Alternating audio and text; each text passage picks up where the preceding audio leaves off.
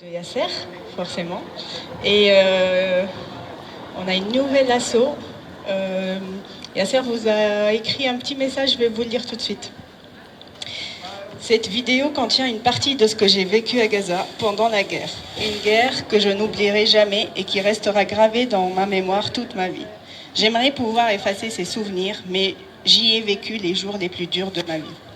Je me souviens très bien de nos tentatives répétées pour atteindre le poste frontière de Rafah avec ma famille, à la recherche d'un moyen de survie en dehors de la guerre.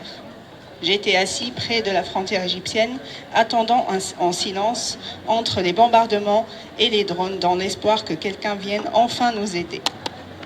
Mais la réponse était toujours la même. Nous souhaitons que la guerre prenne fin pour vous. Personne ne pouvait ou ne voulait réellement nous aider. Pour nous aider, on nous demandait toujours de l'argent. Alors une seule question me revenait. Sommes-nous si peu importants aux yeux du monde ? Il y a des frontières fermées, des papiers, des silences, des vies suspendues. Et au milieu du vacarme du monde, des mains qui refusent d'abandonner les inconnus. On nous disait, vous ne pourrez rien changer, mais parfois il suffit d'un pont pour traverser. Alors on construit un pont de mer entre la douleur et la lumière, entre ceux qu'on oublie et ceux qui veulent encore tenir. On avance même quand tout s'effondre, même quand le monde détourne les yeux, parce qu'une vie sauvée au bout du compte, ça vaut plus que tous les discours creux.